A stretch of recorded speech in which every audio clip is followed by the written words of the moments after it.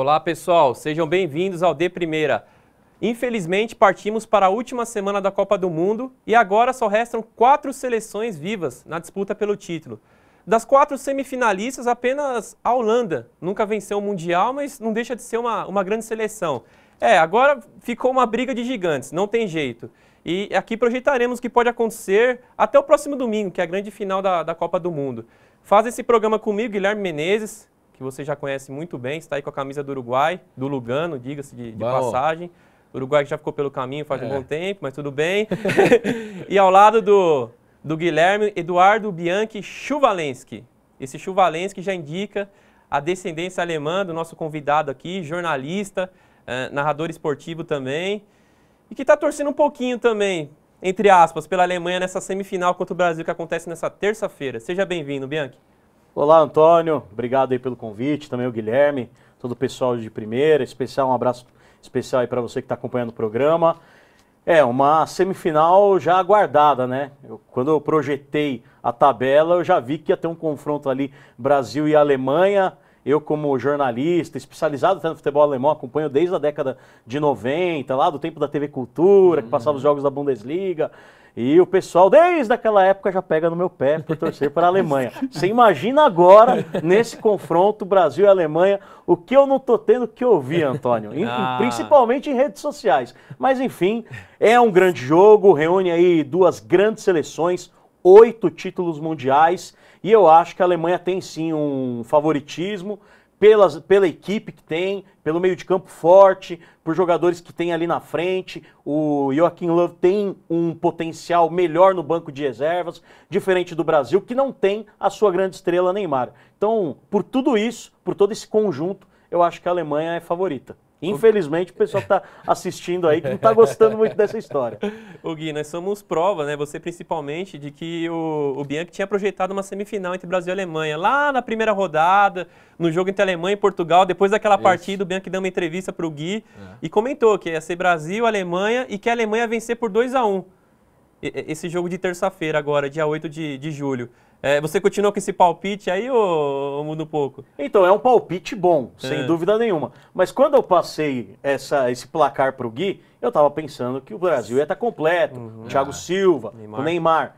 E hoje o Brasil não tem essa possibilidade, principalmente com o Neymar, né? Que é um homem decisivo ali da frente. Então, até antes do programa aqui, eu falei que eu mudei, acho que 1-0 é o placar mais justo aí, na minha opinião, até porque a Alemanha está sendo mais pragmática. A gente viu contra a França que ela fez 1-0 e jogou na segurança. Jogou totalmente na segurança, não se expôs tanto quanto havia sido contra a Argélia. Vários contra-ataques, contra a França não sofreu nenhum contra-ataque. Então acho que 1-0 é um placar melhor, na minha opinião. O favoritismo da Alemanha é inegável, Gui. Acho que isso aqui os 3 concordam. O que eu quero saber de você é se você acredita que pode ser um jogo até mais tranquilo do que geralmente é numa semifinal de Copa do Mundo. Pode ficar tranquilo para a Alemanha.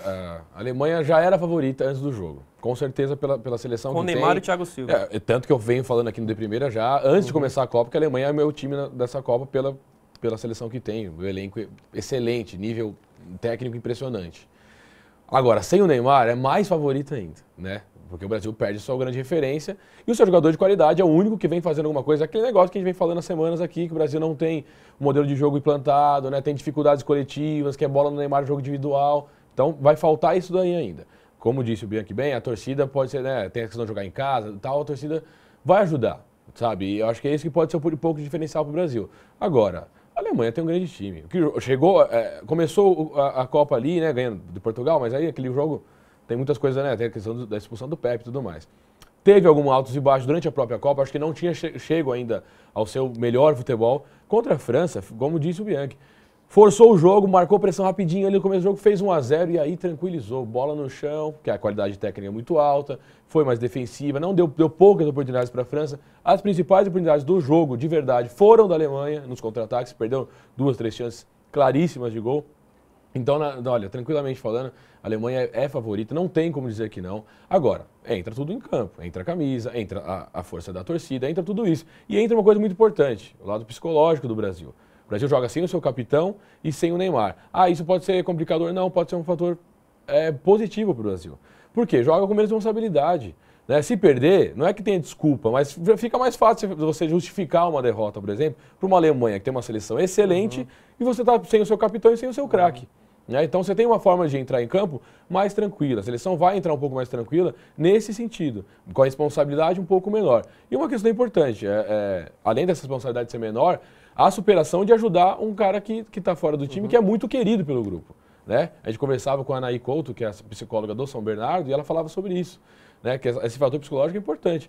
Vai diminuir essa pressão. E a superação que eles vão enfrentar, vamos jogar pelo Neymar, essa coisa, vale e é verdadeira. Vai acontecer isso sim, porque o Neymar é muito querido no grupo. Agora, a Alemanha é a favorita, dificilmente vai dar um resultado diferente. E vou dar o palpite aqui já, 2-1 Alemanha. E só tem outro detalhe também, que o Gui ele falou sobre a pressão que existe em cima da seleção, e concordo, vai cair um pouco, porque não tem o seu grande astro, o Neymar. A Alemanha, do outro lado, também entra muito pressionada, porque é uma geração talentosa, exato, mas que ainda não conquistou. Aí com o técnico Joachim Löw. As duas Eurocopas, uma chegou na final, perdeu para a Espanha, a outra na semi acabou sendo derrotada pela Itália, e em Copas do Mundo também. Em 2006 caiu na semifinal para a Itália e mais uma vez em 2010 caiu para a Espanha.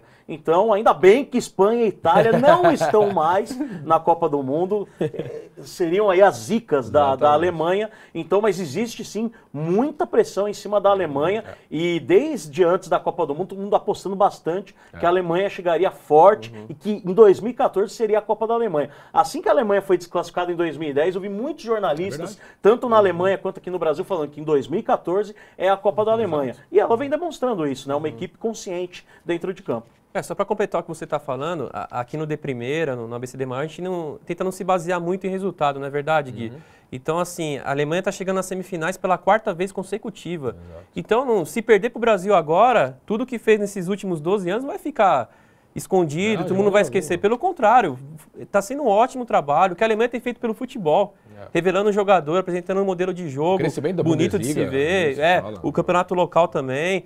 Mas agora, para o brasileiro que está acompanhando o programa, essa equipe alemã tem algum defeito? Já aproveito e já pergunto sobre a questão do Philipp Lahm, que é essa discussão lá na mídia alemã, você deve acompanhar bem, né? Que a maioria quer que ele jogue na lateral direita, né? Mas o Joachim Löw, pelo menos no começo da Copa, colocou no meio de campo, de volante. É o verdadeiro pardal, né? Eu até estava discutindo nas redes sociais aqui com o meu amigo Guilherme, que eu não sou muito fã do Joachim Löw, não gosto muito dele.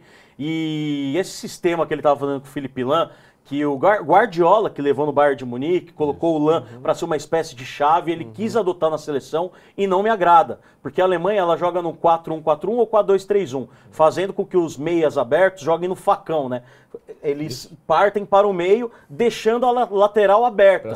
Você jogando com 2 zagueiros nas laterais, você não tem essa passagem diferente quando você tem o Lahm. Do lado esquerdo, eu acho que ainda é o defeito da Alemanha. Joga o Revedes, que é um zagueiro de origem, eu acho muito bom zagueiro, joga no Schalke 04. Destro, ele é um zagueiro destro que joga pela esquerda, ou seja, tá tudo errado. Mas o nosso querido pardal Joachim Löw, ele não levou o Schmelzer, muito se falou sobre contusão do Schmelzer. Eu fui atrás, não vi muito isso, acho que ele tinha condições sim de ir para a Copa, ele acabou levando o reserva dele, que é o Eric Durm do Borussia, mas não confia no garoto. Então não entendo por que acabou levando o Eric Durm, poderia ter levado outra opção. Mas enfim, acho que o grande ponto fraco é esse, é a lateral esquerda. Do centro da defesa pro meio, pro ataque, o time da Alemanha tem grandes jogadores, o Hummels ali atrás, para mim é um dos melhores zagueiros do mundo, o Boateng ele não compromete, então a Alemanha tem uma seleção muito forte. Esse que você citou do Löw é importante, né, até por causa desse corredor que se abre, né, para ele atacar, e não vai ter o Neymar para marcar. O Neymar normalmente joga... que vai pegar o Philipp Lahm muito mais descansado. Exatamente, ele flui muito, né, pelos lados e tal, mas joga muito pro lado esquerdo. O Neymar prefere jogar sempre pro lado esquerdo. Ia dar trabalho pro Lahm, com certeza. Ele ia ter que ficar atenção, marcando muito. Então ele vai ter como jogar. E quando o Lahm tem a bola no pé... Eu não sei se vocês concordam ainda nessa questão dos possíveis defeitos da Alemanha. A equipe alemã joga adiantada, com as linhas adiantadas. E isso deixa a equipe mais exposta aos contra-ataques. E aí serve o nosso Vocês concordam com isso? Sim, com certeza. E aí vem o papel do Neuer. Né? O papel do Neuer que é o goleiro que mais corre, inclusive no mapa de calor da FIFA. O goleiro corre mais que atletas de linha. O Neuer correu nessa Copa mais que alguns atletas de linha. Porque ele faz o papel de líbero.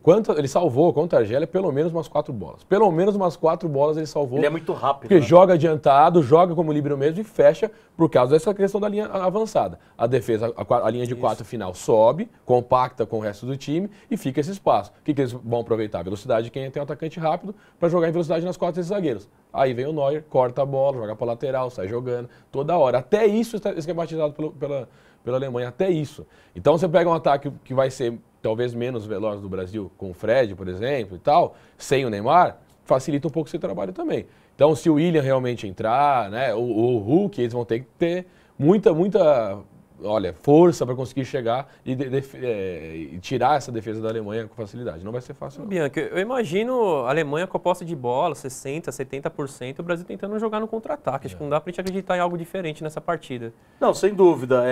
O grande problema que eu tô vendo no Felipão é que eu acho que ele vai colocar o William. Se eu estivesse na pele do Felipão, se fosse o técnico da seleção brasileira, eu entraria com 3 volantes. Voltaria com o Luiz Gustavo e manteria Fernandinho e também o Paulinho e o Oscar jogando à frente com 2 atacantes lá. Hoje Hulk e Fred, poderia de repente tirar o Fred, colocar o William, o Hulk um pouquinho mais centralizado. Ele não gosta muito de fazer essa função, mas nessa situação acho que ele faria. E para dar um pouquinho mais de velocidade, você fecharia e jogaria mais no contra-ataque. Nesse caso, você vai estar desguarnecendo um pouco esse meio campo com o William. O William é um jogador de habilidade, criatividade, não faz tantos gols assim, mas vai estar desguarnecido esse meio. E contra uma seleção da Alemanha que tem a sua grande força no meio campo. Né? Quando põe a bola no chão é impressionante, né? Schweinsteiger, Khedira, Kroos, é brincadeira que os caras tocam de passe. Quem você colocaria no lugar do Neymar, então? Eu acho que concordo plenamente com o Luiz Gustavo com o primeiro volante. Coloca o primeiro volante, abre o Paulinho e Fernandinho, que tem contra-ataque em velocidade bom.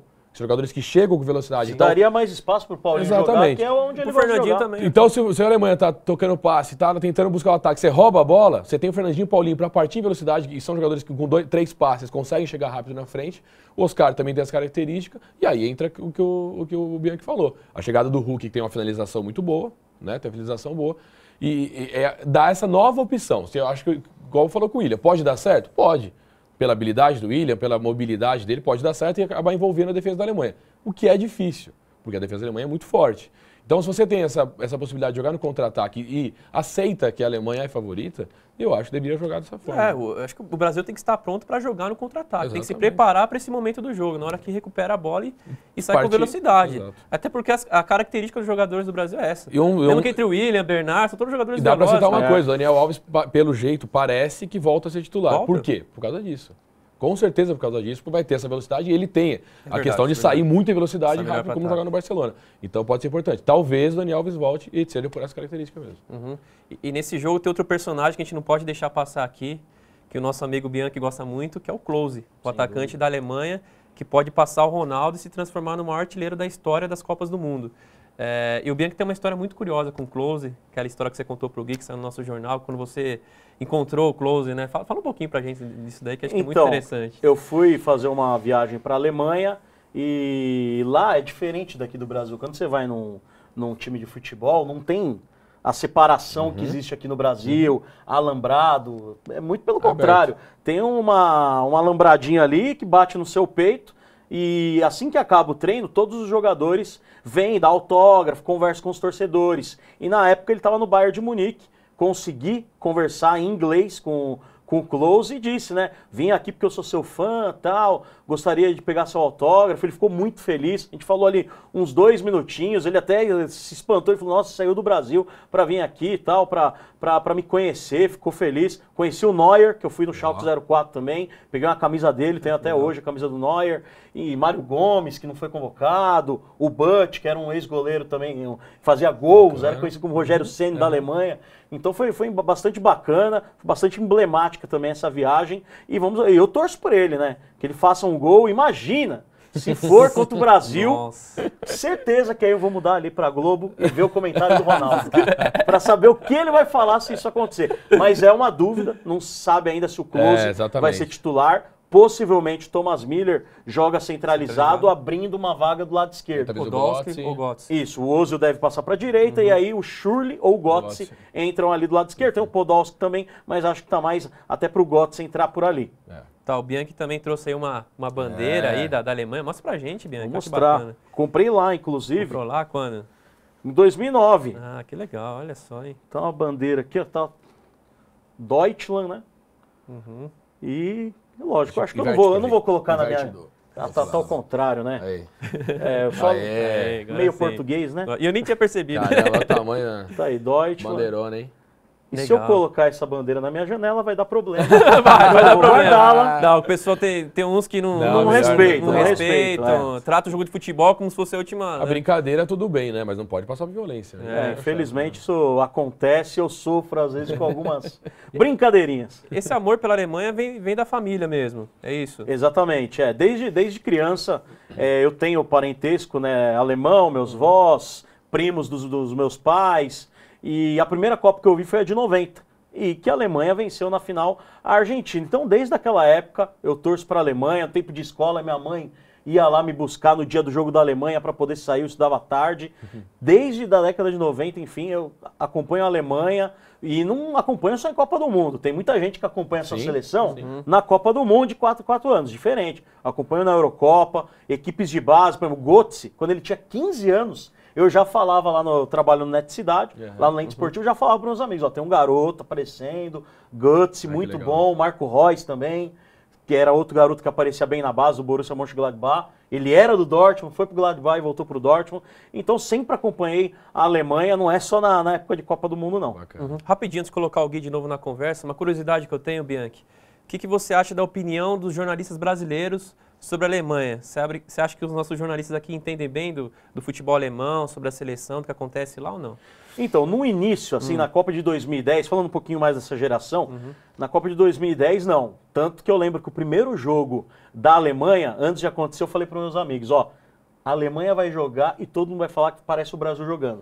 Por causa que mudou o sistema. Não é mais aquela jogada aérea, o futebol mais truculento. O jogo mais duro, né? O jogo mais duro. Não, agora é mais posse de bola, tem jogadores habilidosos, muito por conta de jogadores que tem em outros países, né? Por exemplo, o Ozil, que tem origem turca, mas é alemão, nascido na Alemanha. Então tudo isso contribui.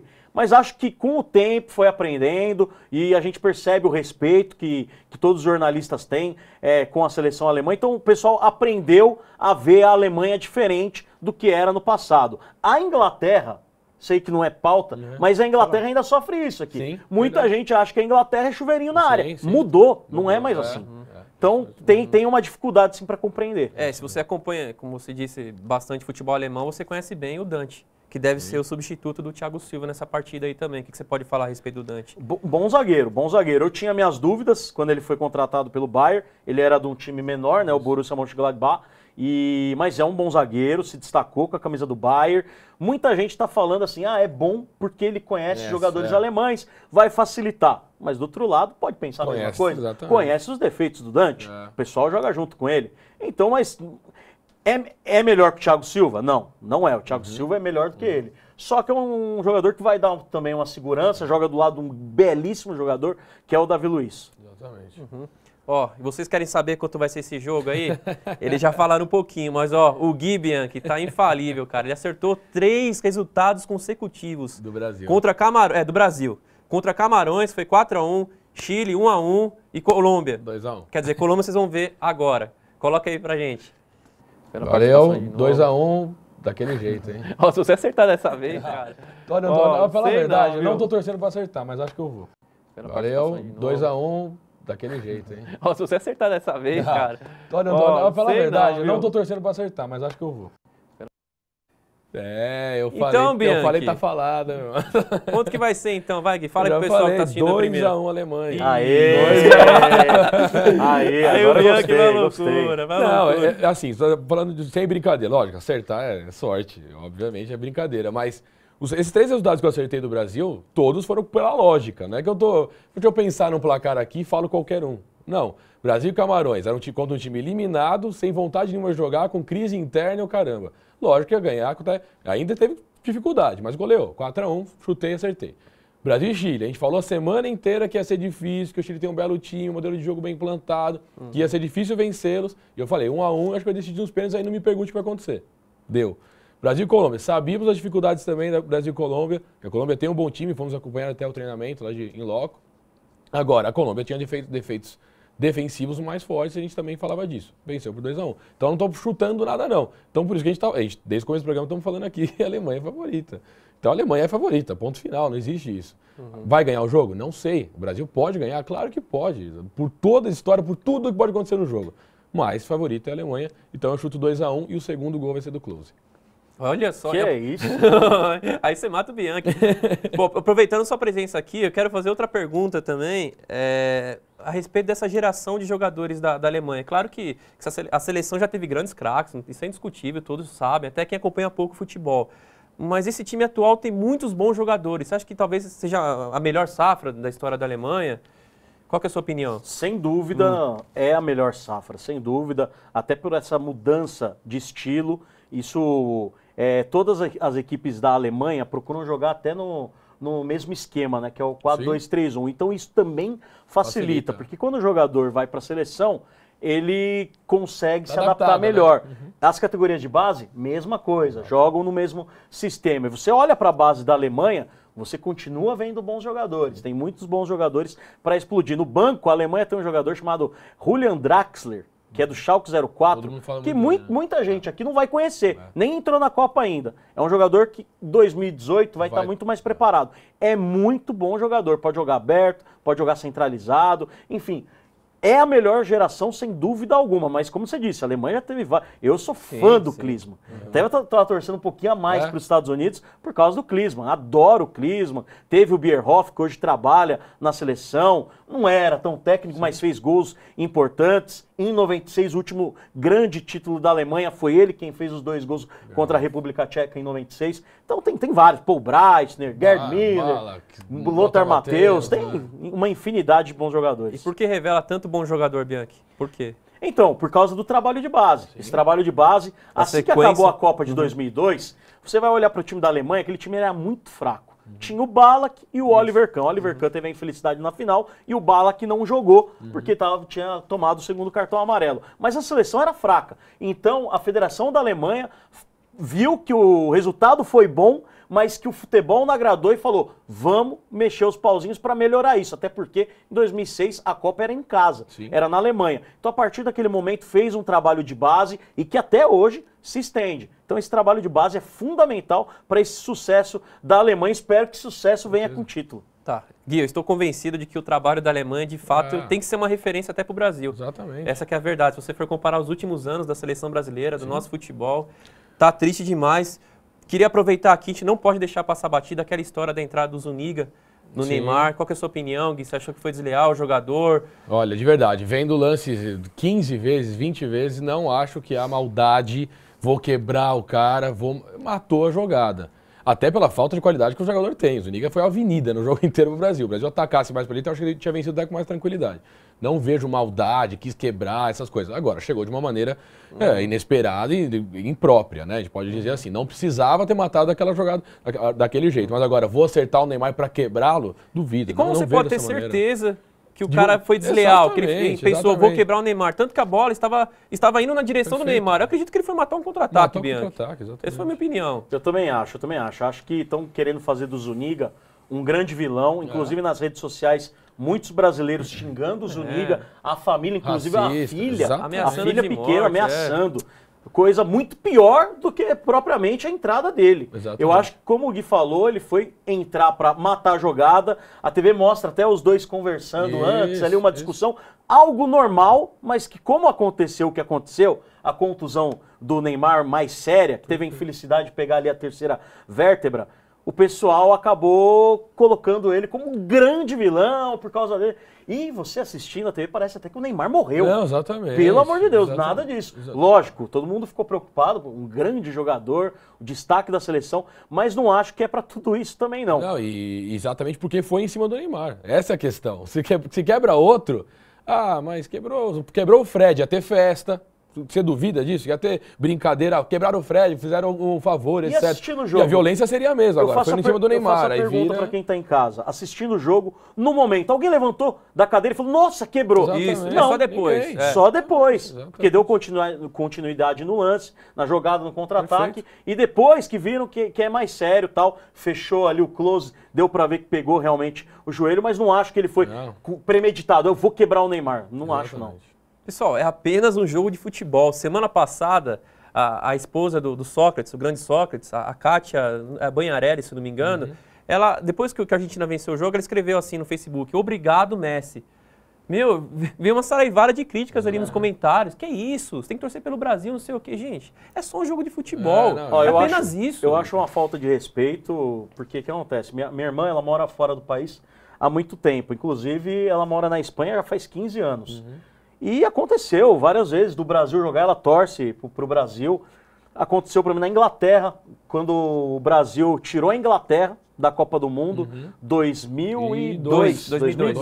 Ela estava na Inglaterra, torcendo pelo Brasil, ninguém falou um A. É, lógico. Aqui, se eu for numa fanfest com essa bandeira aqui, eu não volto. Eu não vou voltar. Com certeza. Entendeu? Acho que tem que ter um pouquinho de respeito. Claro que o latino a gente conhece, é diferente, é mais caliente, como falou o Zuniga, né? O jogo estava caliente. Mas o pessoal tem que ter o mínimo de respeito, um pouquinho mais de educação, né? É isso mesmo. É legal terminar o programa com esse assunto, que acho que é muito relevante diante do que está acontecendo por aí. E para terminar, Bianchi, dá um palpite para esse jogo entre Holanda e Argentina, que a gente não conseguiu conversar no programa, e o último comentário sobre a Alemanha. Agradecendo já a sua participação. Valeu. É uma honra tê-lo aqui. Pô, valeu, obrigado aí pelo convite.